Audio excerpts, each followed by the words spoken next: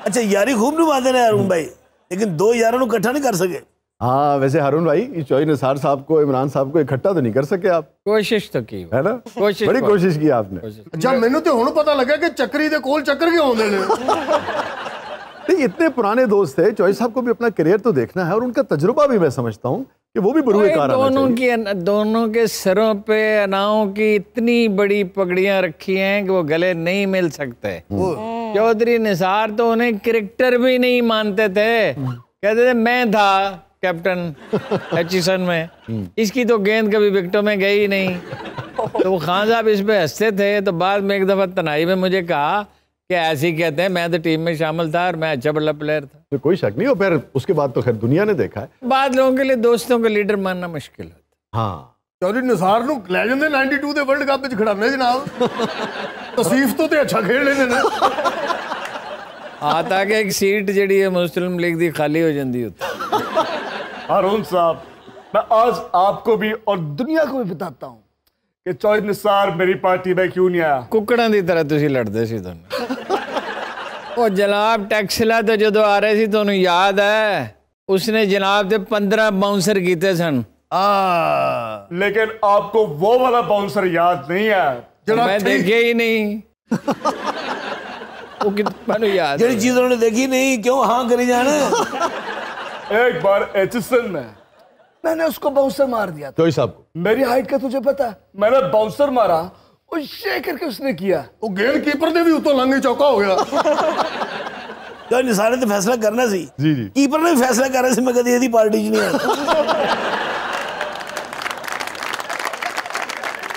जी भाई यार सादक अलग आ गया है। हाँ वो कहते हैं कि मेरी हॉकी लग गई थी तो इमरान खान साहब आज तक भूले नहीं। हाँ जी खान साहब उदों हॉकी लगे यार सादक लग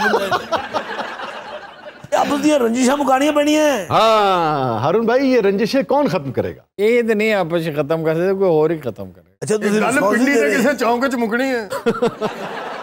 हारून साहब, माना कि इमरान खान साहब आपको बहुत पसंद है, लेकिन मियां साहब की मकबूलियत भी तो कुछ कम नहीं है।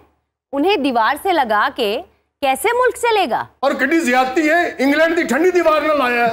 वो भी बहुत सियाने ने 6 महीने बाद दीवार बदल लेंदे ने। तो गुजारिश है वे एक तो मैनू बहुत पसंद नहीं करते, बहुत ते तुसी बड़ा ही जोर देता, इतने नहीं मैनू पसंद करता। दूसरी गल है मियां साहब नू कंध ना लावांगे तो कोई काम बनेगा। तुसी हामी करो, यकीन करो, मैं तुहानू आप इंग्लैंड लेके जाना जनाब प्रोटोकॉल दे नाल। हामी ते करो मुलाकात दी। तेरा अपना वीजा बड़ा मुश्किल है। नाज़रीन हमारे साथ मौजूद हैं हारून रशीद साहब। कहीं नहीं जाइएगा, हर वो सवाल जो आपके जहन में उठता है वापस आकर करूंगा। आप देख रहे हैं ज़बरदस्त। वेलकम बैक नाज़रीन। ज़बरदस्त में एक बार फिर खुशामदीद। हमारे साथ मौजूद हैं मारूफ सहाफ़ी, दानिश्वर मोहतरम हारून रशीद साहब। ये ऐसी बला की नसर, ऐसी नसर कि भाई जैसे मैंने इब्तिदा में कहा कि शायरी रश्क करे उस पर।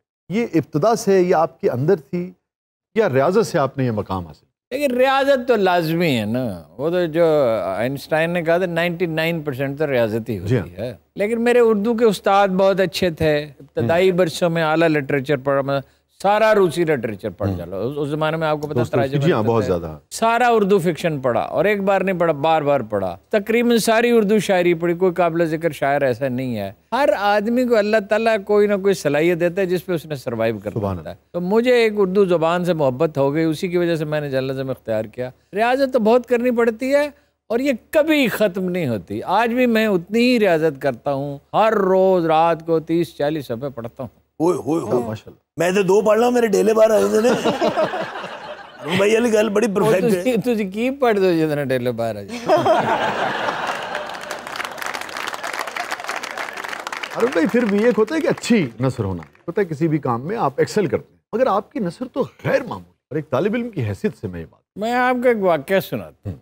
मेरे एक दोस्त थे, बहुत ही शानदार लिखने वाले और बड़े टॉप ब्यूरोक्रेट। उनकी बेगम भी बहुत पढ़ी लिखी थी। उन्होंने एक दफ़ा मुझसे कहा, इन दिनों आप ऐसा लिख रहे हैं कि आंसू जब्त नहीं होते। तो 2-3 दफ़ा जब उन्होंने कहा तो मैंने कहा आपका क्या ख्याल है, ये आंसू बहाए बगैर ही मैंने लिख दिए हैं। सुभान वो जब दिल पे गुजरती है, जब कोई हादसा होता है, जब तक आप दुख और तकलीफ और अजियत और इंतजार से नहीं गुजरते, असल में दर्द के बगैर कुछ लिखा नहीं जा सकता। वाह। मीर ने कहा था, हमको शायर न कहो मीर के साहब, हमने सुभान अल्लाह। दर्दो गम कितने किए जमा तो दीवान।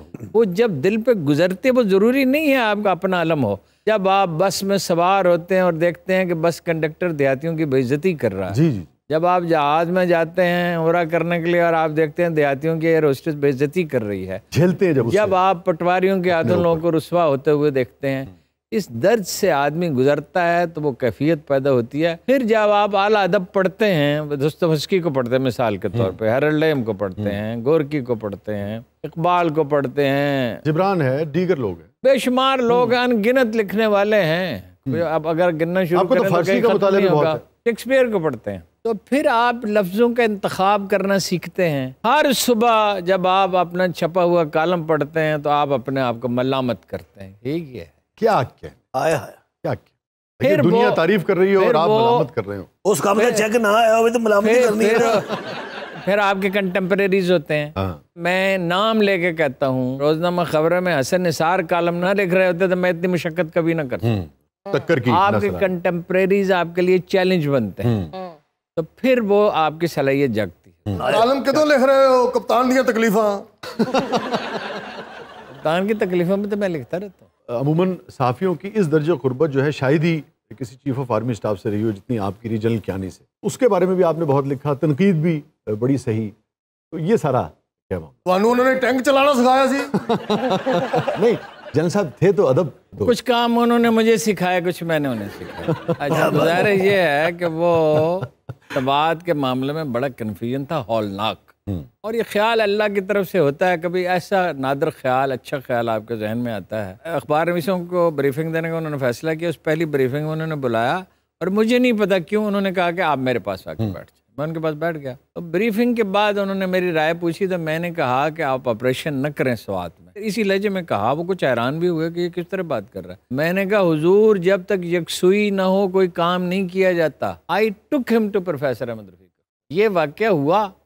और प्रोफेसर अहमद रफीक अख्तर साहब का मिजाज ये है, जैसा कि अजीम सूफिया का होता है, जब भी उन्हें बुलाते थे वो कहते हारून साहब को टेलीफोन करें। वैसे लिटरेचर के और यानी कि किताबों के तो वो भी बड़े दिलदार हैं। बेपना। क्योंकि मेरी भी जब उनसे मुलाकात रही एक दो, तो उसमें उन्होंने जिन किताबों का जिक्र किया वो मैं हैरान रह गया कि अच्छा लिटरेचर का आदमी ना भी हो और इस कदर। आपको जन कहने की हैरत अंगेज बात बताता हूँ। जो 40 बरस पहले उन्हें किताब खरीदी थी और पढ़ी थी, अगर आपको देखें तो आपको ऐसा लगेगा एक हफ्ता पहले खरीदी। आज बिल मुशाफा जी मुलाकात हुई है, मैं कहना हो मैं सट्टा भूल गया जेडे कोड़े वजे सन। एक बारी भी तुम क्या देखो जरा हाँ, ये ना किया करें। मैंने आपसे पहले भी कहा, आप हर गेस्ट को अपनी पुश दिखाने लगते हैं। किनू वो हरून साहब ने उन्होंने कोड़ा काट के मार देना। ओए नसीबा वाले नु एडा पढ़े लिखा कोड़ा बजदे। अच्छा हारून भाई, वैसे आप तबन रोमांटिक हैं? 100%। वाह। हुस्न कैसा अच्छा लगता है हारून? हर तरह का। जरा नक्शा खींचे ना हुस्न। बहुत अच्छे नक्शा खींच के पढ़े जाइए। ज्यादा नक्शा खींचना खतरनाक साबित हो सकता है। हुस्न जिस रंग में होता है, जहां होता है, क्या क्या? अहले दिल के लिए सरमाया जहां होता है। हमारी दुनिया हुस्न से भरी हुई है। और तड़कों को हुस्न लुके आंखों तो आईना खाना है दहर, मुंह नजर आते हैं दीवारों के बीच। इस शेर तो बाद बत्ती बंद हो जानी चाहिए।